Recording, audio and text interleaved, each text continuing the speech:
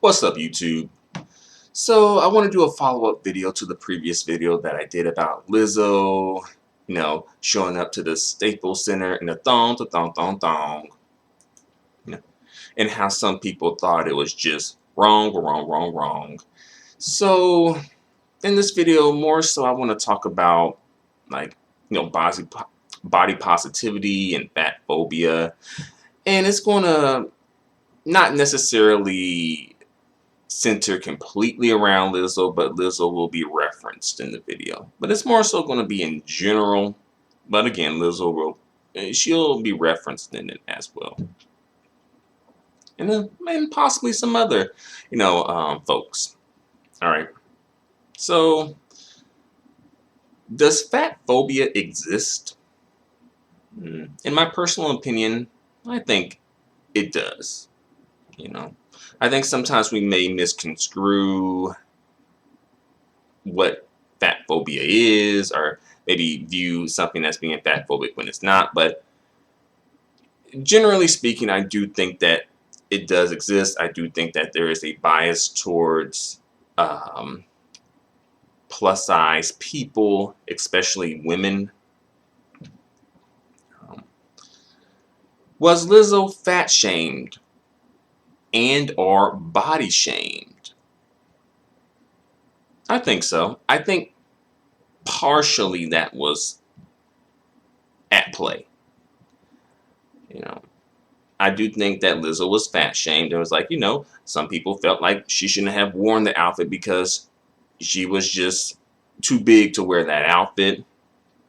And as well, some people did body shame her because they felt like her body, like if you're going to wear an outfit, you should have a body type that is perhaps a bit more, I guess, curvy. Even though I think Lizzo is curvy, but some people said that she's like low-key, like a bad body, big chick. No. And that was thrown around too. So yeah, I do think that Lizzo was fat shamed and body shamed, right? Are you necessarily fat phobic because you don't agree with Lizzo's wardrobe choice? I don't think, not necessarily. I think that it can come from, fat phobia and, fear of fat bodies, or, a hate of fat bodies. Yes.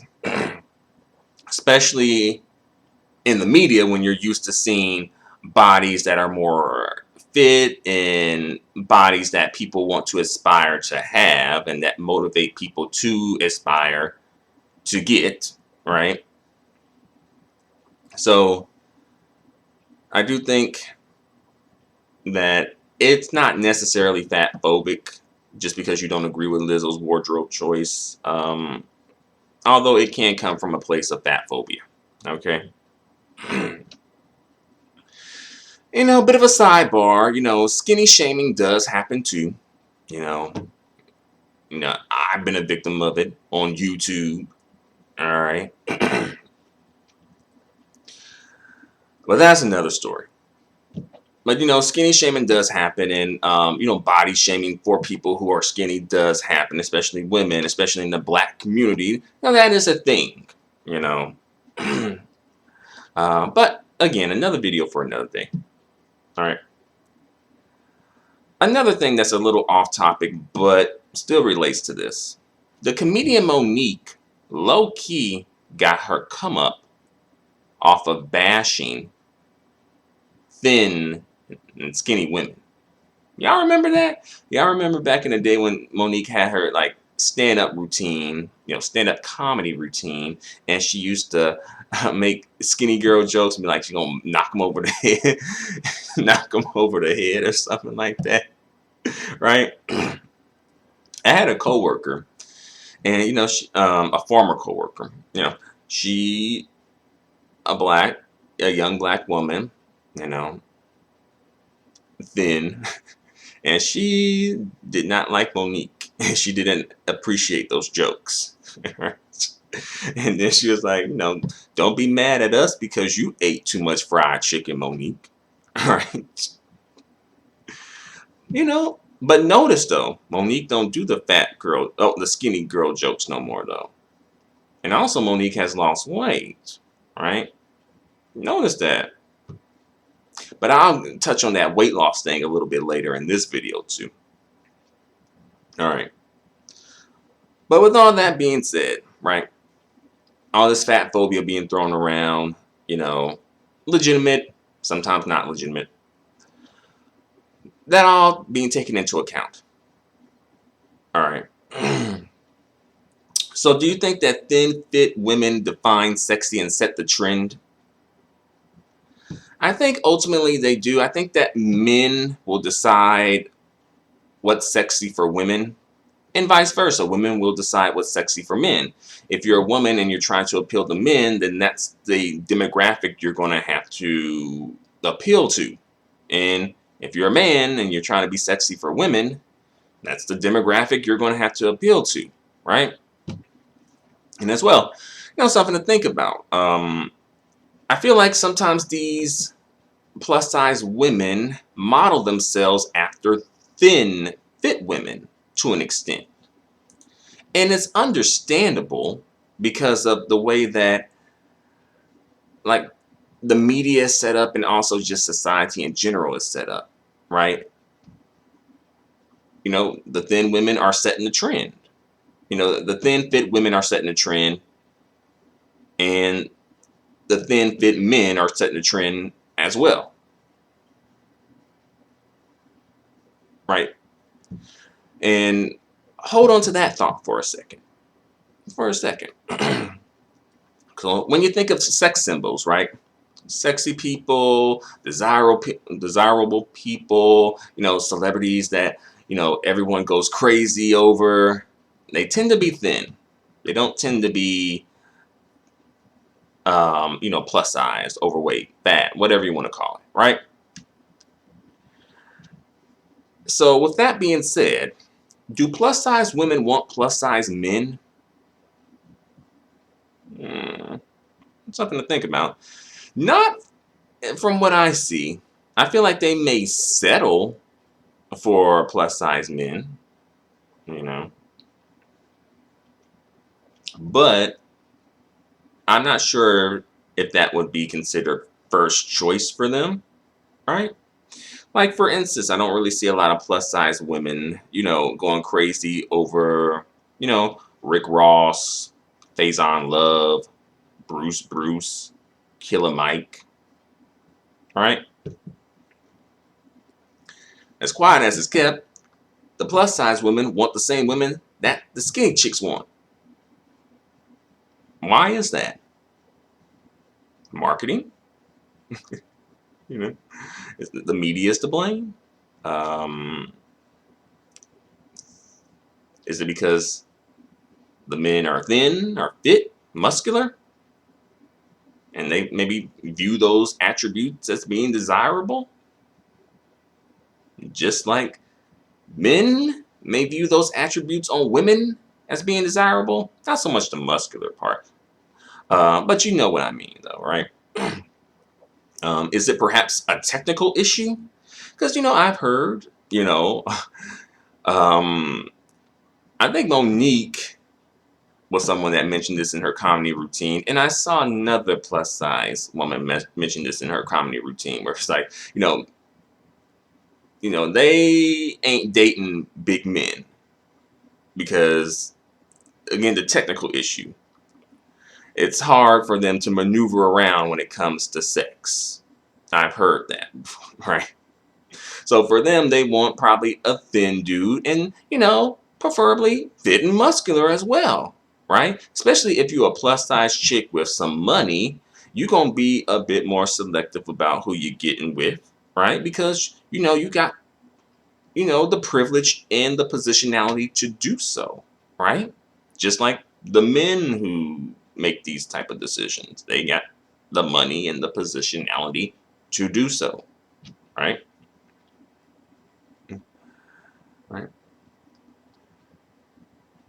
But, something to think about too, when fit muscular men get with plus size women, the plus size women celebrate it, right? Notice that that is the celebration. It's like, oh, they got one, so to speak, right? Because these dudes are being seen as being really desirable, and thus them wanting to get with them, like the desirable, the fit, muscular, thin, desirable dudes, men, getting with them sort of low key validates them as being desirable, right? And that's all fine and good. But something to think about too. Do these women celebrate, fat on fat couples, right? Fatten it up on a scene together.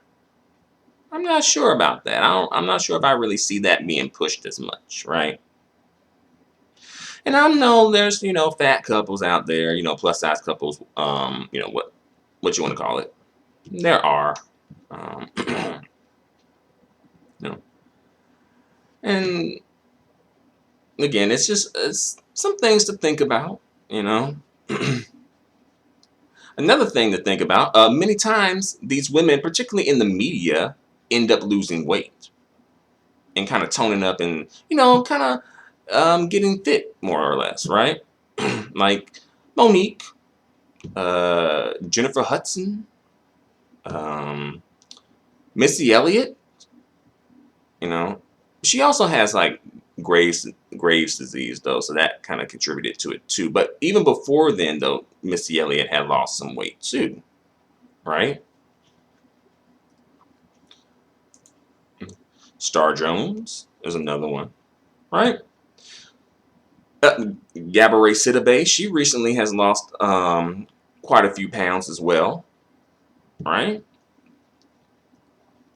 And these women end up losing weight, and some of you are gonna, be like, oh, they're doing it for health reasons, and that may be true, or at least partially true. I'm pretty sure it is healthy. They may be living like a more healthier lifestyle, you know, since they have lost weight. And they may feel like their quality of life has increased, you know? And I'm not mad at them for that, but let's not pretend like, aesthetics and looks aren't, a factor as well. I'm pretty sure that that played a factor as well. They may not want to come out and admit it, but I think that it did play a factor as well. I'm pretty sure they're not like, oh, dang it, I lost my look, my previous look, right? Especially in a society that celebrates thinness, right? And especially when they're getting kudos for losing weight as well, right? So all this being taken into consideration, do you think this is a bit of hypocrisy when it comes to plus size women and the men that they desire, but at the same time perhaps shaming other men and just society in general for not viewing them as being desirable? Think about it, you know. And then, to bring it back to Lizzo, on stage outfits versus off stage outfits. And,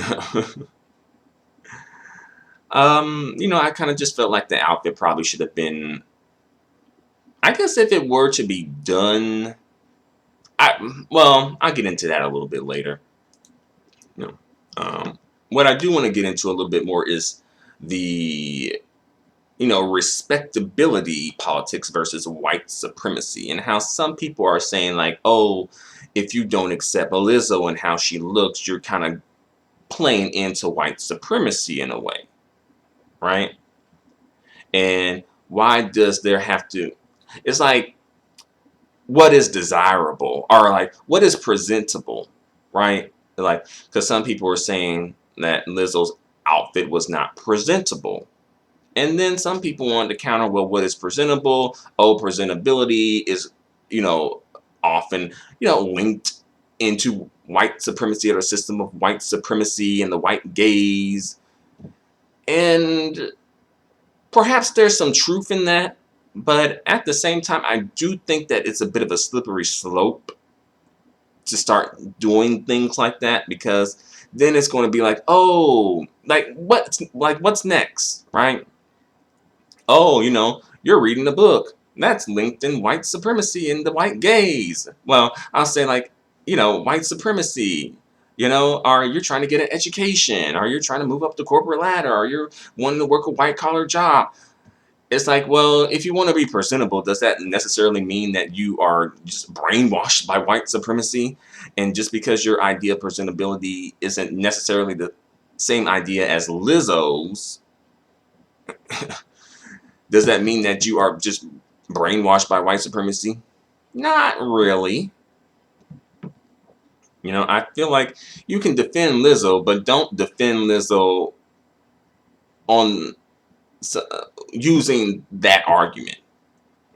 You know, because again, it's a slippery slope, right? When we start getting into things about, oh, this is linked to white supremacy, and the system of white supremacy dictates this, and the white gaze, you're all just concerned about whiteness, right?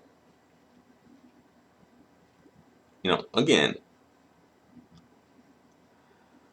that ultimately, I feel like we are all affected by the system to some degree, because especially, you know, we as black people, especially like, African Americans who, come from like the slavery experience in America. Yes, I will say, and just honestly, just in general, really, just across the board, other groups of people, races of people, whatever, in general. Um, but especially considering our unique, ugly, painful history in the United States. Yes, I do think that we perhaps maybe a bit more affected by white supremacy than maybe other groups, but to an extent, I feel like there's some truth in that. But also, I feel like black people do seem to be able to peep more when it comes to white supremacy, but versus other groups, just because they have black people have been, in a really unique relationship with white people, and have been able to see white people, you know, on a close-up basis since they were forcibly taken to the United States.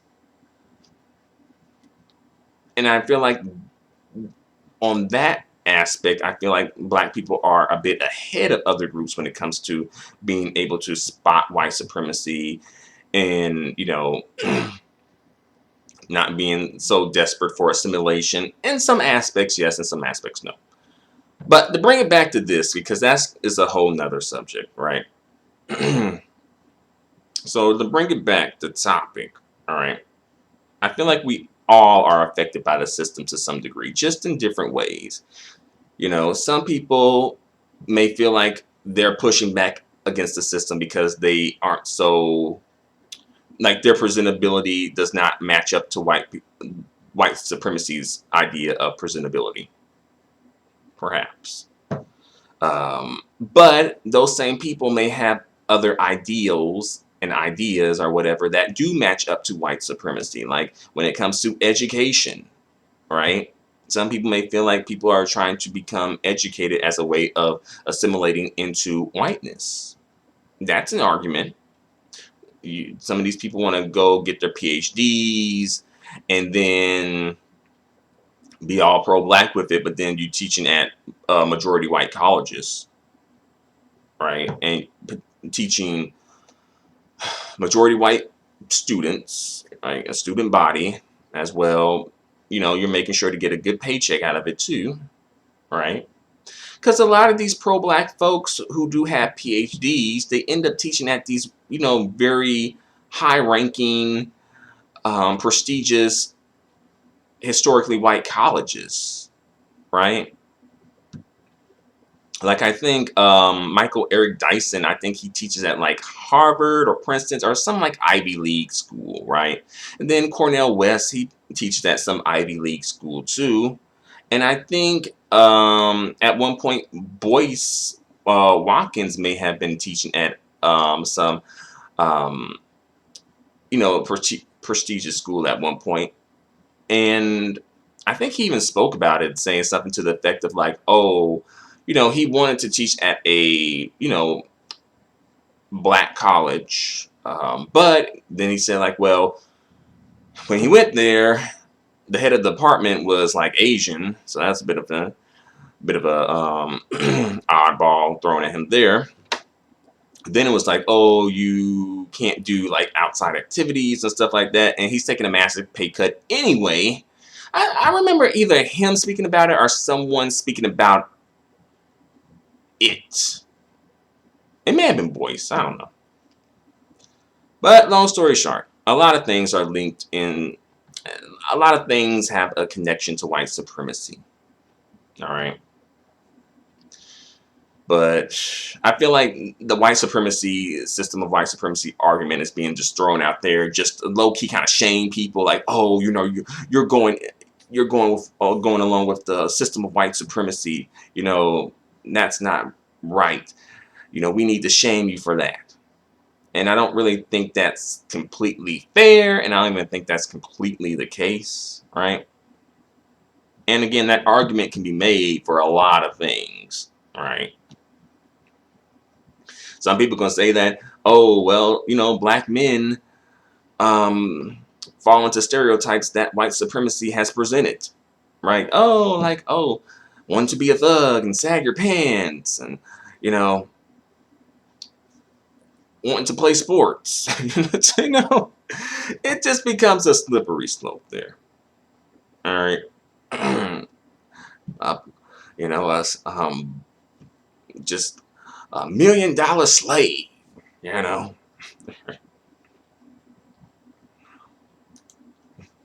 better shut up and run that ball, boy.